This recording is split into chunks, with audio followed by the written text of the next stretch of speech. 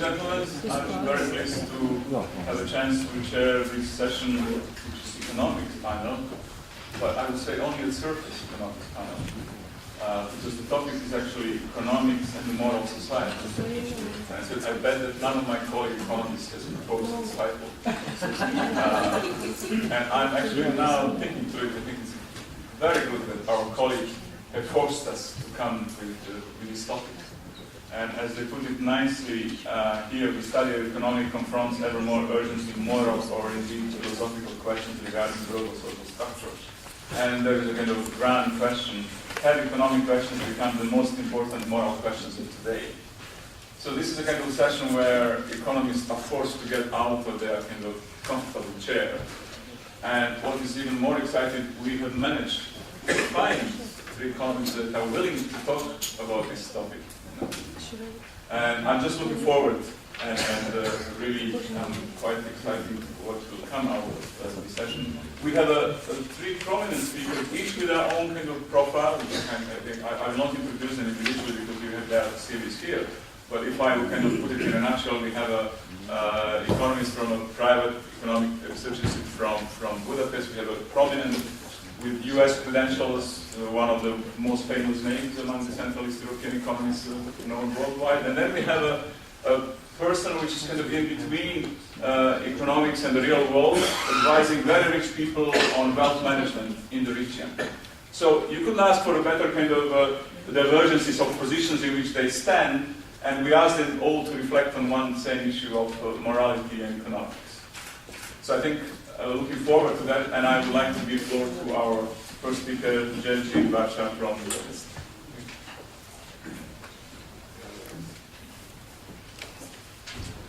Do you hear it this way? You just have to put the button there. Yeah. No. Yeah. Okay. For a change, we'll have some PowerPoint. I have two slides. So don't get here. And I use this Prezi.com software because it's a Hungarian startup company, and we hope that it will help the economy a lot. It's nice, not so easy to use. So it's Hungarian. First, I would like to tell you just very briefly the summary of the 40 years before the current government came into power.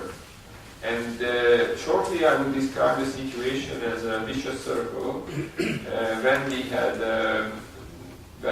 a shrinking population, lowering unemployment and growing indebtedness, and all this together created a macro instability in the country.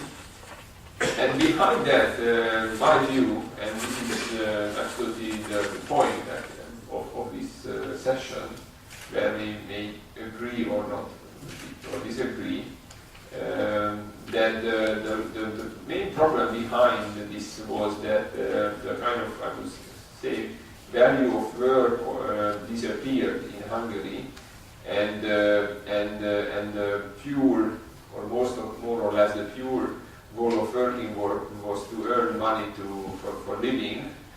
And when Hungary started to accumulate debt in the 70s already after the oil crisis, and in 10 years' time when we had a depreciation of the currency and also the US central bank hiked interest rate to 15% in 1979, we reached 60% of GDP public debt ratio. It was just less than a decade from 0 to 60. And when the government, the Kádár government, started to put more burden on the employees and on the workers, and then in Hungary a trend started that the income from work, so per worker real income in precise terms, more or less remained unchanged for several years, while income from other sources like pensions or social benefits and so on started to rise steadily and over a very long term. So basically, after 40 years, I would so-called inactive income grew by about 250% in real terms. The per worker real income grew just about 10%.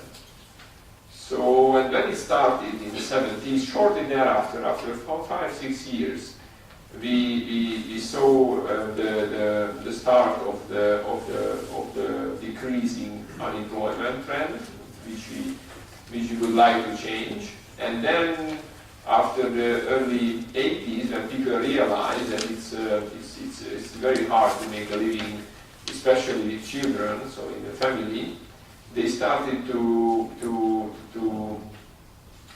give or to have less children, basically.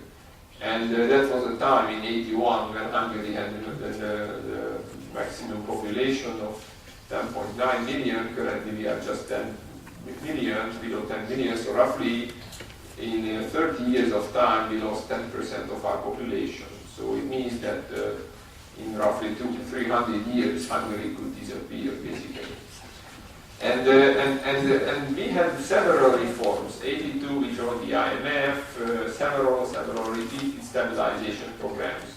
But most of the stabilization programs aimed at restoring financial stability over the medium term, basically reducing social, healthcare, pension and other expenditures, or raising revenues, VAT, personal income taxes, and so on and so on.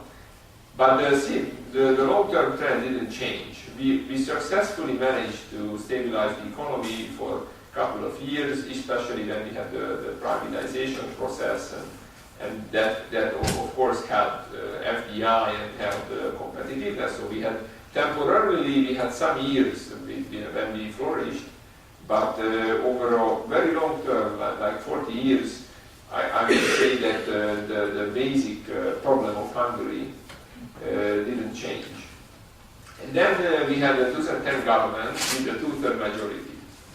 And I think the one aspect that should be emphasized is that this government didn't choose to minimize conflicts and to keep popularity as high as possible until 2014 and then to be re-elected again. Instead, they chose quite a way with quite a lot of conflicts, as you hear in the previous session, and as you hear all around the world in the press. But I would not like to discuss these criticisms. I don't think that's the way forward. I think the way forward is to help you understand, or at least I would like to show you a little bit of the logic what the government policies are following. The main objective is higher activity. In Hungary, the number of active people relative to the number of inactive people is broadly 1-to-1. And we think that the healthy ratio would be about 2-to-1. And this is what we see in the USA, this is what we see even more in China, and this is what we do not have in Europe. And basically Hungary, I think with other Central European countries, we're targeting Western Europe, and activity part of that, the activity ratio of Western Europe of around 65%. But that was now it seems, I think, in my view, that was a wrong target, because we were targeting economic area which was not competitive, or which has not become has not remained competitive in the world. So Hungary is now really trying to boost this, and just a tiny result maybe, but statistically you can say it's maybe adjusted, but this is the best we can have. It has improved from 65% to 68%, also employment, mainly through public employment, but not just public employment, we have these public work programs. So we have started to achieve a new trend, and it will take maybe 10-15 years to have it really differently. But we tend to say that, if we are going into one direction for 40 years, it will take a lot of time to come back if we find the right path. If we make mistakes, then it will take probably even longer. And what are I would say, the pillars around this main goal? One is, we call it the fair distribution of the tax burden and the family-friendly tax system. We call it fair distribution because the government said that, well, Hungary is in trouble. We are highly indebted, much more than the region. That's, you should not forget about it, that Hungary's public debt ratio is 80% of GDP, and most importantly, external debt, gross external debt, I would say, was 140% of GDP, the second highest in the world after Iceland. Iceland chose not to repay external debt. So among the countries who are repaying external debt, Hungary is the number one. And I would really emphasize that this is very important, not just for Hungary, but for those countries which give credit to Hungary, basically. Because if Hungary doesn't follow a policy that makes it capable of repaying the money, then not just Hungary would be hurt. So the government said that maybe it's better to tax those sectors which made quite a lot of money before the crisis, and ask them to contribute to the crisis management years. And of course, we think that over the future, when growth would return and the country would start to grow out from that and so on, then these kind of taxes can be reduced. But we call it, this is a kind of fairer distribution of the tax system, because it's not just taxing the so-called households, because in Hungary, very often we say that the flat tax of 16% is not fair because it gives too much to the rich. But actually in Hungary, if you look at the personal income tax database, you find that the top 10% of the people are earning roughly 1,100 euro per month. That's the top 10% of the taxed personal income. So you could see that in Hungary, the rich people are not paying personal income tax. Actually, the opposite is happening. We measure that the probability among people who are paying tax just after the minimum wage, among them, the highest probability is that you can find the rich people, a dentist, a lawyer, and so on. They are paying only the minimum wage. 30% of all taxpayers, we have 10 million population, 4.5 million taxpayers, so roughly 1.5 million people are paying tax after the minimum wage or less. So you could see that this was a really inequitable system, and this was an inefficient system, I would say, and that's why we have a new one. Maybe the new one may not be better, but I wouldn't say it at the beginning. After 10, 20 years we changed to a new one. Maybe after 5 years we can say whether it is better or not, but I think there is no other solution. We have to try another one. Then there is the debt reduction program. Some people say, and this is a debate, political debate also in Hungary, that the current level of 80% of GDP public debt is not a problem, this is the EU average. Right. But I have two problems with that. One is that the cost of that is twice of the amount for countries with similar debt ratios. So if you are in the Eurozone and if you have 80% of GDP public debt ratio, you are generally paying around 2% of GDP interest rate. In Hungary, we are paying twice this amount. And even probably a bigger problem is that 2/3 of this public debt is owned by foreigners. Foreign currency debt is fully, and 1/3 of local currency debt is also owned by foreigners. So it means that 2/3 of this interest payment is flowing outside of the country. And that's a big difference. If it remains inside the country, it means household savings, then it returns to the economy, then you accumulate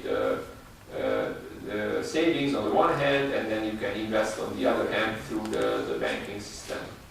But in Hungary, this is not the case. So I think that, or the government thinks that a much lower public debt ratio has to be achieved, and in the constitution the target is 50%. I would probably even say 40%, because at 40% most of the debt would be domestically owned. But the government said 50% because it's quite close to the Polish rule, which has worked quite well in the last 20 years, because Poland hasn't run into a debt crisis. So maybe it could be good for Hungary, but it takes probably 10 years or more to achieve that. But at least we have some kind of rule on that. Then the third pillar is to improve competitiveness, and we had a lot of supply and demand side measures. I didn't list them all. I would just like to emphasize that now, for example, unemployment benefit is just for 3 months. You can fire people easily from companies. There are social contribution reduction if you employ young people, if you employ somebody above the age of 55, or if you are a young mother returning from maternity leave. Then you are paying just half of the social contribution. So the government is really trying to push people towards back to the labor market on the supply side. Also, for example, the pension system has changed. Before, the official retirement age was 62, the effective retirement age was 58. Now, currently, the official retirement age will be reached, not at the moment, but in the coming years at 65.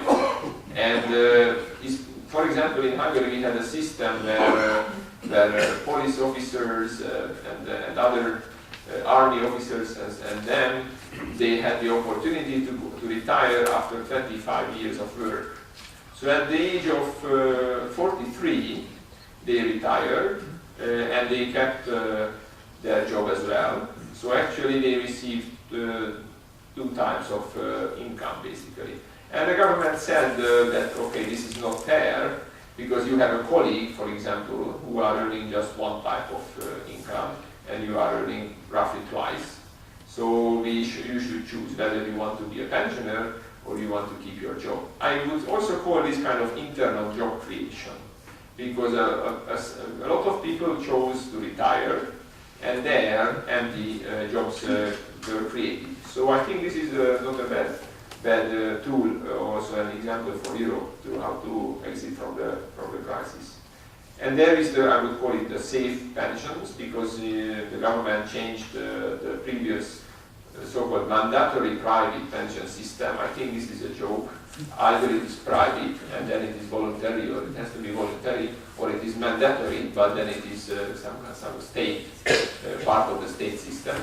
But generally they changed it back, and they said that if you want safe pensions, and that's also a conservative approach, there are other approaches also exist, then the state should be the main pensioner, should have the pension system, because only the state can guarantee you safe pensions. If you have accumulated private assets, then there can be an economic crisis, and then you will not have pension and so on. And generally the kind of whole logic is different, that you are not earning money or setting aside money to be a rich pensioner, but you want to be a safe pensioner. So this is a kind of different thinking.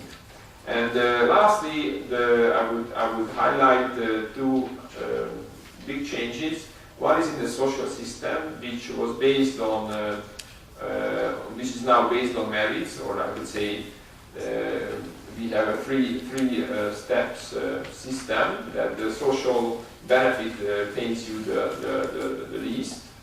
Then if you go on a public work program, you can earn a little bit more, something like 170 euro, 160 euro per month. If you go for a full-time work and you earn a minimum wage, then you can earn close to 300 euro. So it's also an incentive that people should return to work, or if there is an incentive for that. And the social benefits are not for everyone. It's clear. You have to earn, if you are not sick, if you are at the age of 40, you have to work. The government will not give you money money. This is the message. So you should not rely just because you are Hungarian that somebody should give me money because I'm an adult and I would like to go fishing every day and I don't want to go to work. So it's a really big change, and that is one part why Hungary has seen increasing employment during the crisis despite recession. So we have some interesting changes in the CE region currently, that we have some economies which are growing, but employment is lowering. In Hungary, the opposite is happening. So I think it's also a good experience, and I would say it's a good example for Europe to consider as a tool to handle the crisis. And lastly, the education system. The government said that the education system should create valuable knowledge and not lifelong students. In Hungary, we have at the top we have more students a year than the number of people birth. So actually, the high level education system has such a high capacity that was able to teach more people than in that age group. So, and unfortunately, it was not as attractive as the US high level education system, where you see a lot of foreign students. In Hungary, we don't have that kind of qualities, unfortunately. So the government said, okay, then we have to save money, and how to save money? First, we will not pay the education for those who are leaving Hungary and go to Sweden or the UK and so on, and because they will have a higher earnings, so they should be able to pay back the cost of education. Secondly, we will not pay the education cost for those who do not obtain the diploma. And believe it or not, in Hungary, 40% of the students will never ever achieve the diploma, mainly because of the lack of language exam. But it means that almost half of the students will pay taxpayer money for almost half of the students useless, basically. But in Hungary, during the media war, I would say, inside and outside, we have that. Some people are sad, but the Prime Minister once said that, being a soldier in a war can also be a good incentive. So it's not just a sad thing that Hungary is being attacked so many times and in so many ways. We like to defend our country and to fight, basically. It's an exciting thing. So this is basically the logic of the current economic policy, and short-term results are not yet achieved. This year we expect a return of growth, but it's absolutely not sure, and this is just one way of economic policy, and I don't say this is the ultimate one. I just would like to emphasize that this is the logic behind. Thank you for your attention.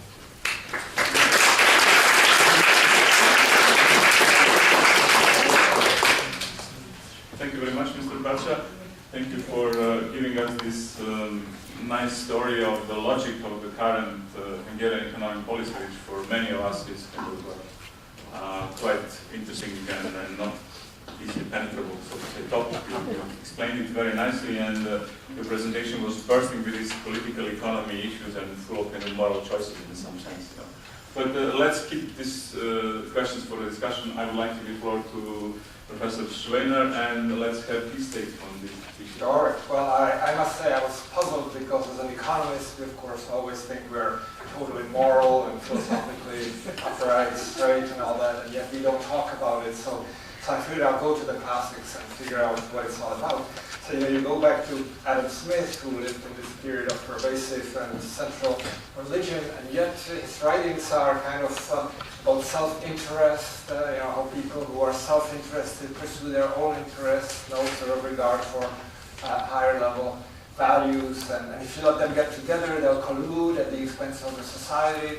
And his solution, of course, is the invisible hand of a competitive, and I stress the competitive market.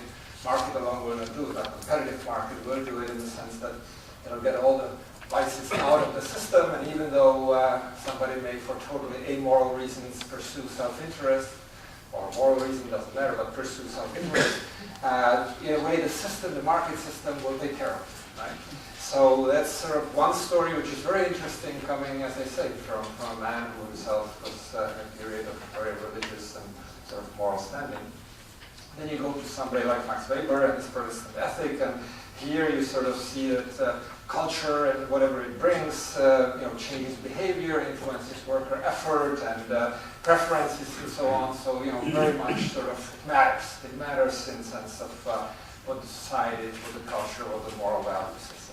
So let's kind of jump to after World War II, and you have Simon Kuznets, who's talking about economic growth and income inequality, and says, economic growth will improve moral order in the long run, not in the short run, because in the short run inequality will widen, but in the long run it will be squeezed back, and so that actually will contribute to it. So there's this link between economic growth and the moral value. Now, it turns out that empirically, his thesis, which received a lot of attention then later on, was not really finding that much support in the data.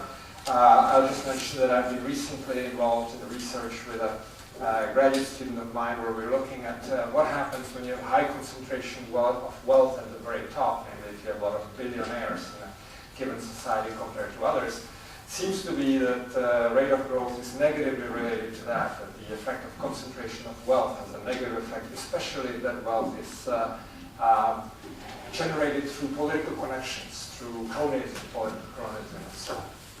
So anyway, so kind of if you look at where economists, I guess, would classify this, there would be maybe 3 or 4 strands of thoughts that come historically and come to the present, and I'll bring all this to Central Eastern Europe, don't worry, I'll get there. So there is sort of the pre-Marx view, where you have a kind of civilizing effects of the market society and the moral order that follows from it, so it's kind of a liberal dream how things evolve.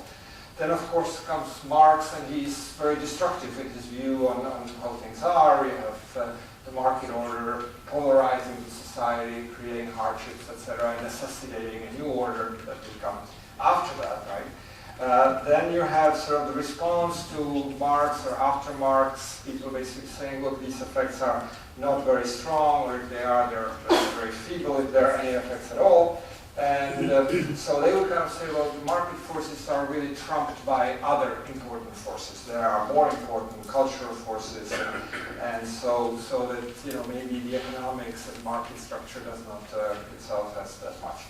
And then you have people who actually say, look, you may have the causality going the other way, the moral order influencing how the market society works, how the market works, and in some sense the European social model of market capitalism would be an example where you can take capitalism and you don't have to have it necessarily the Anglo-American way, the Anglo-Saxon way, but you can give it the social, moral, ethical, whatever dimension, and you can do it well.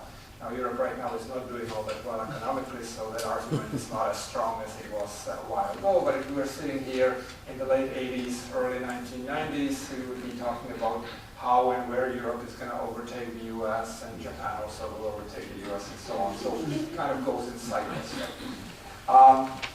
There are thinkers like Ben Friedman at Harvard who think that material gain does not necessitate moral loss, or to put it differently, that growth and morals are not zero-sum. You can have both and go that way. And that economic growth, building on Kuznets, I think, in the long run has beneficial effects on governance, democratic governance, and so there is a positive relationship.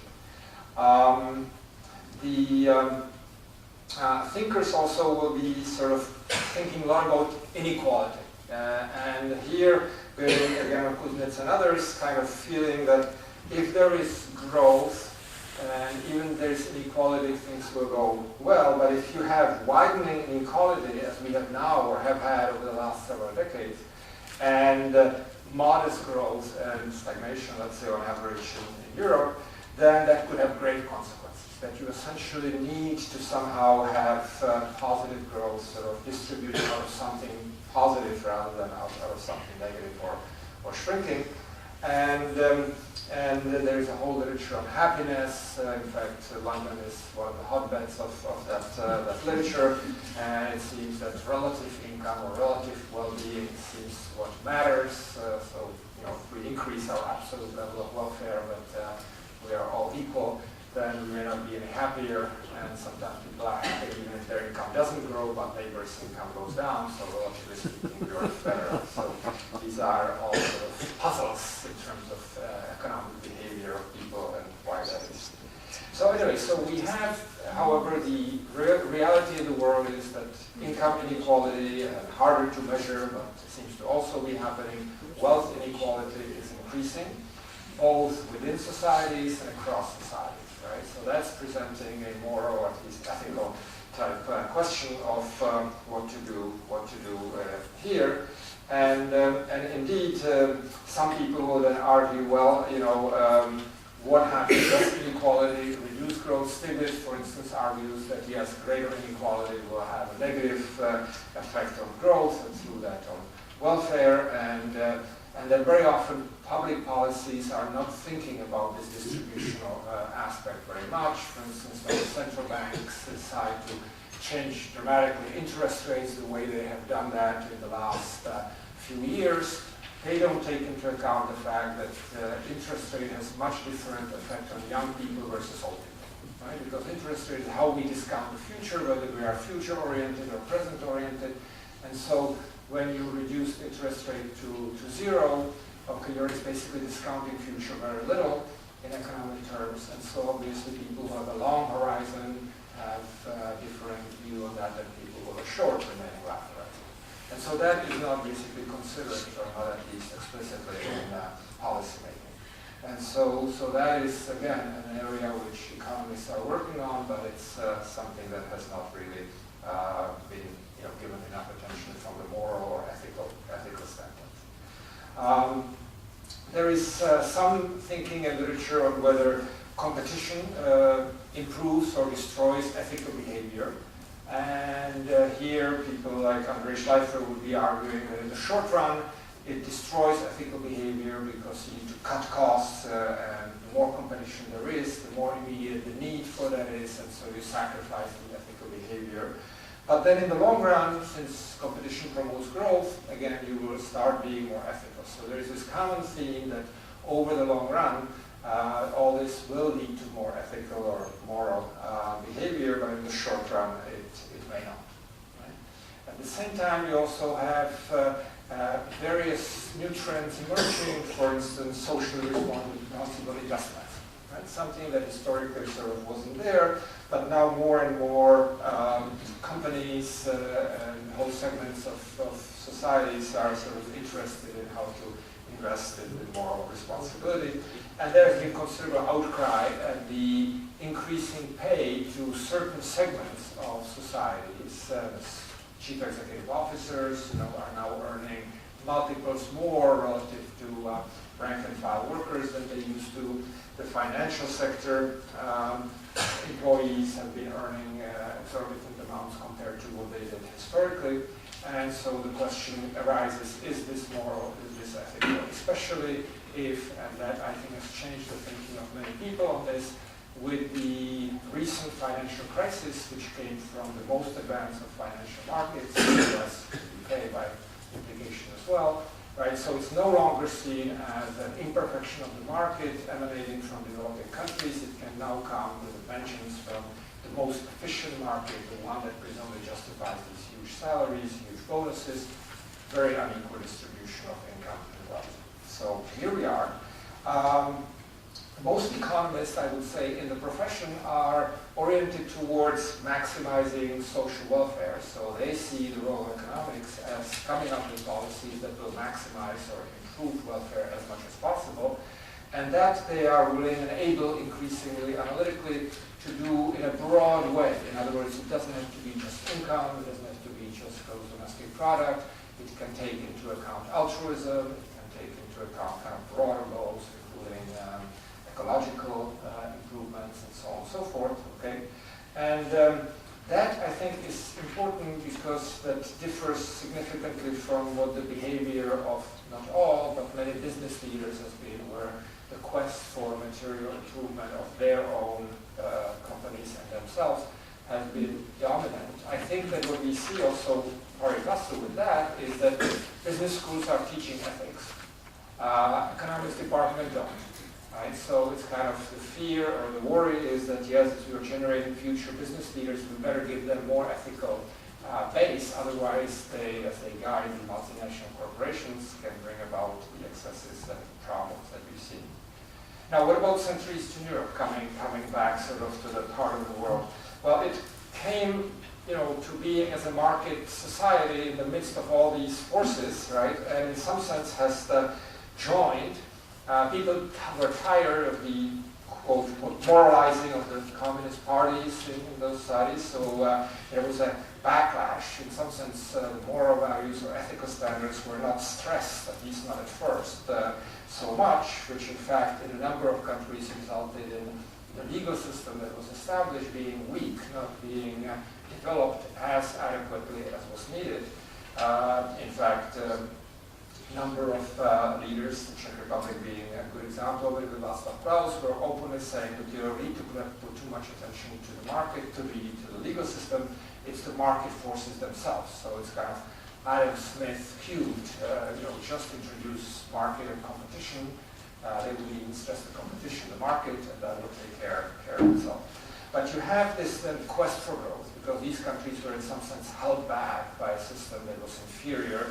Now we were joining the economically superior system, presumably, expecting to improve their welfare, economic welfare, have the weak legal system, and so the thing that happens is that you have periods of rapid growth as well as crises, and the studies that we've done are indicating that if you look at what happened in these societies in terms of inequality, introduction of the market forces has created extreme inequality. So these countries were, by traditional measures of inequality, very egalitarian.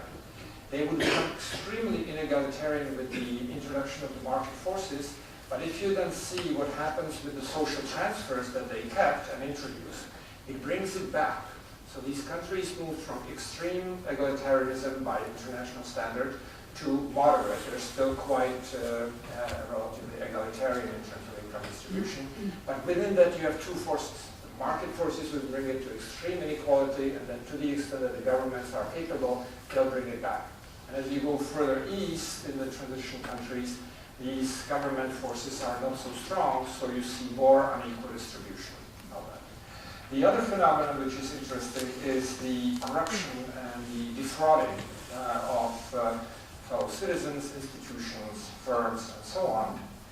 And here it's quite interesting because it's a combination of the factors that I just mentioned that brings this about, and the lack of the functioning and strong legal system means that people get away with it. That unlike in the Western societies where we see the same thing, Enron executives engaging in awful practices, but they go to jail for many years. In many of these countries, that is not there. So you see that happening. And paradoxically, you see the multinational corporations are actually bringing very often ethical standards and professional behavior into the economies of Central Eastern Europe. And you see the employees, professionals, young professionals really adopting it, participating, engaging in philanthropic activities of all kinds, and bringing that essentially and spreading it as well. I'll end on a provocative note, well, the others were not provocative, but I was recently looking at a map of Transparency International on corruption. And you have a map of the world, and darker colors means corruption is prevalent, and lighter colors, there's less of it. You look at it and you say, well, the light color is Western civilization, and dark color are the fast-growing emerging economies together with others. And you say, so what's going to happen as these fast-growing economies are taking over in a sense, and the Western civilization countries are becoming less important economically? Does it mean that it's going to be the more corrupt type system or system based on kickbacks, corruption, and so on that's going to grease the wheels and be the norm? Or is it that the Western model of trying to keep corruption at bay and keeping certain ethical moral standards high is going to prevail? And I guess eventually introduces to what happens when you reach higher levels of standards. As countries become more developed, richer, do they adopt the norms that we are used to in the Western countries, or will they just say, no, we are sticking to our model that has served us well, and just because we are twice or 3 times as rich as we were before does not mean that we need to change that model. So on that optimistic note, I will stop.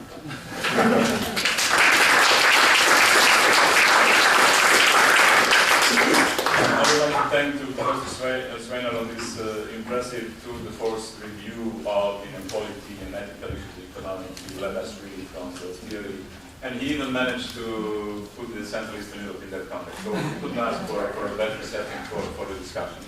And moreover, now we have the next presentation, a person that is deeply involved into this issue at a very, very down-to-earth level, because she is advising ultra-net, high-net-worth individuals when they invest in Eastern Europe. I guess it's full of moral issues in practice, so let's see how it works. Thank you very much. I had my daughter help me with the animations. She's 11, so that's about it. I had to tone it down after some work. I'd like to look at capitalism from a slightly different perspective, as we're talking about capitalism and morality. So I'd like to look at what drives capitalism, and that is capitalists themselves. And to many of us from Eastern Europe, just the word capitalist sends this horrible shiver up your whole body. You start thinking quite negatively.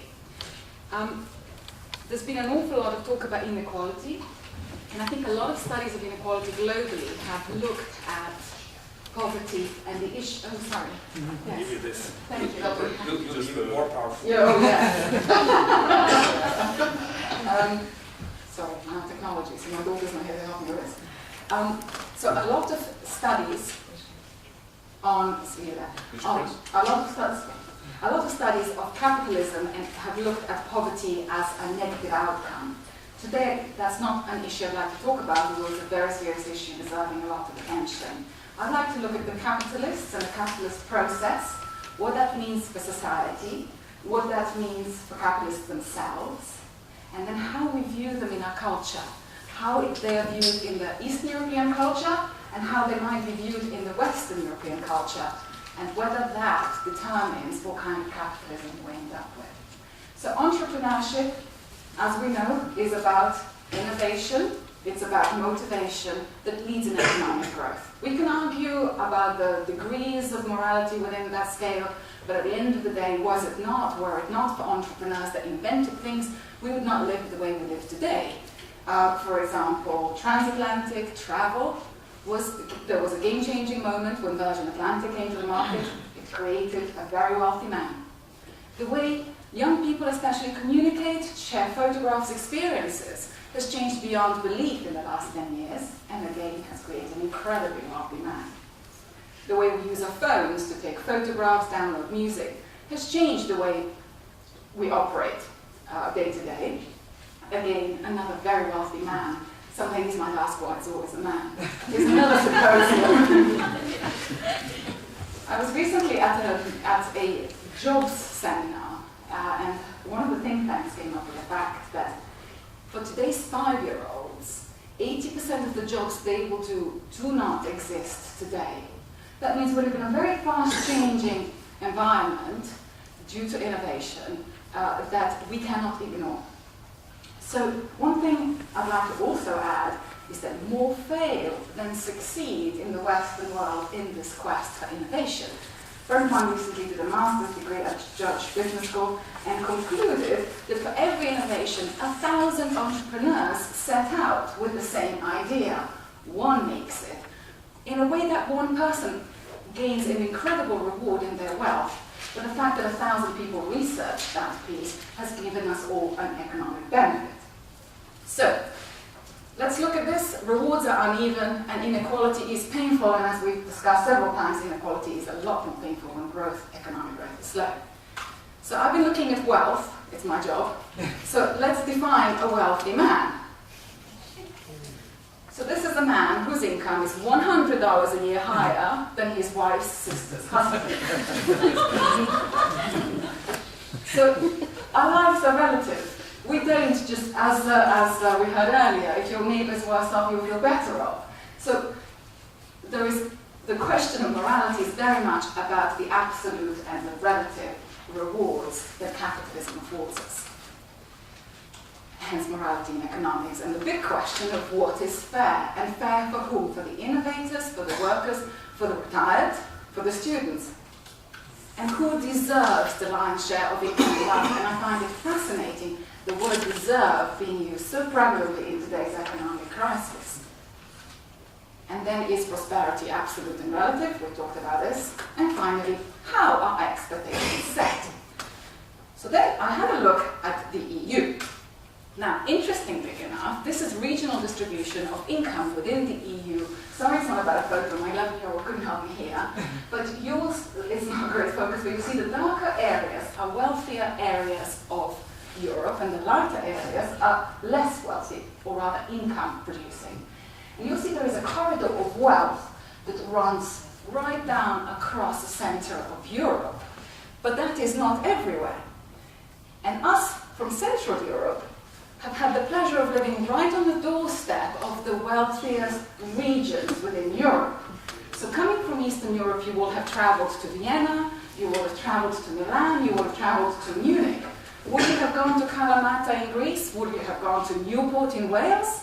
Or would you have gone to the East End of London pre-Olympics? Unlikely. So we did not quite see the capitalism in its fullest form as 20 years ago we so unanimously embarked on the transition. Slovenia. Again, the waving flag, I have to thank an 11-year-old, is a waving screen, yes. So it is one of the wealthiest Eastern European countries, Central European countries. Our GDP per capita last year, 17,600 euros. Purchasing power adjusted, purchasing power parity adjusted, 21,000 euros, vis-a-vis 25,000 euros, which is the EU average. Pretty close, I would say.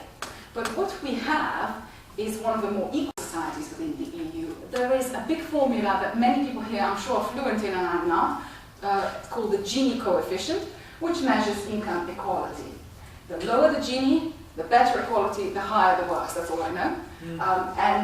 Slovenia has a Gini of 22, which is one of the lowest Gini coefficients within Eastern Europe, probably globally even, versus 30, which is EU average. I believe the UK is around 36. So everyone's quite similar.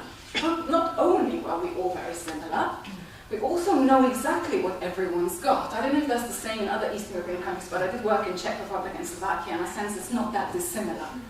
So we know what the guy across the road has got, how many houses, what his salary is, and all of that. So no privacy of information all around the world. And one thing we have, and I think this must be quite Slavic and perhaps Hungarian as well, I don't know, but we have a sense of justice and equality that goes way beyond the application of the rule of law. So if something's legal, it might still not be fair as far as we are concerned, and we are often quite encouraged to share that opinion. When it comes to income equality, this creates certain problems. I've compared UK and Slovenia, I live in the UK, there's a lot of data around, and I guess it's perhaps a bastion of capitalism, perhaps the day after Lady Thatcher's funeral, that's an appropriate country to compare. But you can see, this is quintiles, it's not easy to compare these things, and this data isn't perfect, I hope it is. So 20%, each colour is 20% of population. So in the UK, top 20% of population control 43% of income that's available, so just under half. In Slovenia, 33%. This is actually after an awful lot of income redistribution, because in the UK, we would be at 75% had we not had a progressive taxation issue. Something perhaps with 17% in Hungary. So what this means is, in absence of an economic growth, transitioning from equal to unequal society, that the majority of people will fall below the average wage. So in the UK, what happens is that the median pay is way below the mean pay because the top pay is skewed, the statistical distribution. Enough said. What I wanted to say is, so, have we had realistic aspirations of this capitalism? In a low-growth economic environment, uneven income distribution becomes a bigger issue.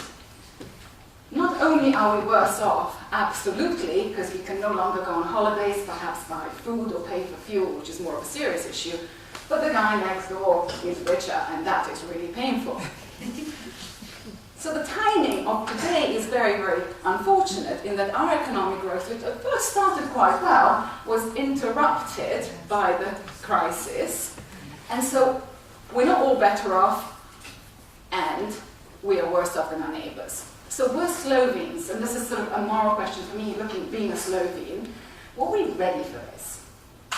Now, this is what was mentioned earlier. This is the wealth distribution. We've looked at income distribution.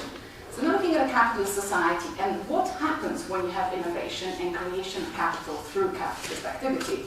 This is what happens. In the UK, 1% of the population controls 35% of their wealth.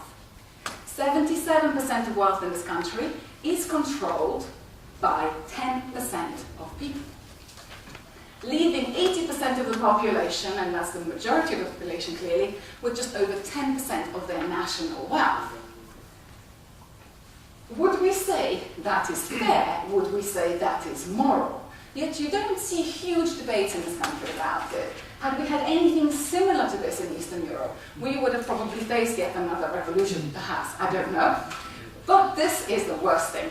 Top 1,000 wealth holders, a publication by yet another very, very wealthy man, Rupert Murdoch, the Sunday Times Rich List, shows the top 100 people in this country control 230 billion of wealth.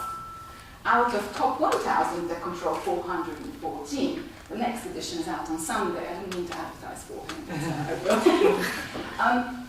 There is some economic tourism in the UK. As there is migration of the lower end, there is also migration of the upper end. Well, for lots of reasons which we're not going into right now. I'm not saying I need it. What's happened, however, is over time this has gotten a lot worse. But what is very surprising, and I have found very surprising analysing this data over the years that I've been in the industry, is that this is a very dynamic population of wealth. This is not your Duke of Westminster. These are self-made people, huge amount of new entrants and people who get wealthier year in, year out, recession or not. And therefore it shows the outcome of the capitalist activity that takes place. It's a very dynamic list. So, certain capitalist values are therefore difficult to apply in Eastern Europe. I would say in Western Europe, we have a strong legal system that underpins right from wrong, and I think we've talked about this in the earlier debates. Hence, talent and chance become undistinguishable. I don't see huge debates whether somebody made it in the UK because they were lucky or because they were the right place at the right time, or because they were talented, or because they exploited anybody. If it was legal, it's fine. And if it was legal and it's fine in this society, it is celebrated. People in this society, I find, celebrate their innovators, and they revere them, and they try to emulate them as a cultural norm. I'm afraid I can't necessarily say the same for the country I come from. I have recently witnessed a very close friend of mine who has made a small fortune through entrepreneurial activity, demonized by the local press, and a lot of these people can no longer live in those countries, and I think you will all find huge drain of entrepreneurs, also post-success from Eastern European countries, because they are not socially necessarily acceptable by our value system. So the next point I have is, what happens to private capital? It is the core of a capitalist society, but what maybe we didn't quite appreciate is that it's controlled by the very, very few in Western Europe. Now, this capital was non-existent in transition economies, and I heard this in a Ljubljana cafe, and I quite like it. It's capitalist society without capital. So how do you do this? And 20 years into the transition, we are still controversial around foreign capital. Certainly in Slovenia, it was not something that is necessarily that welcome. It is not necessarily welcome from every single foreign country either. So what happened in Slovenia was that it's been left to the largely state-owned banking system to provide capital. And it has created an excessive corporate leverage and a capital decision made at the center of the banks, not necessarily the capital markets.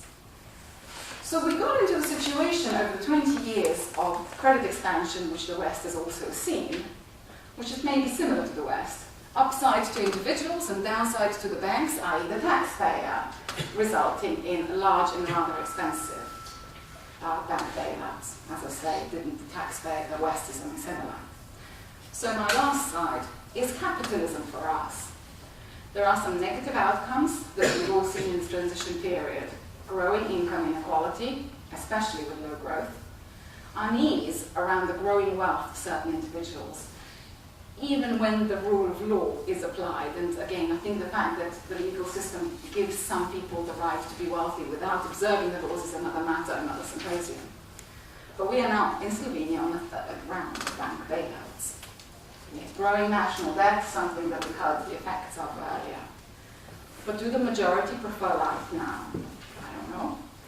What about 20 years from here? Because we're looking at this in a very, very painful point in time in history. And so my last question is, can our Slavic hearts and our views of what is right and wrong accept the core values in capitalism that are required for capitalism to thrive? Or do we again need to look for something different?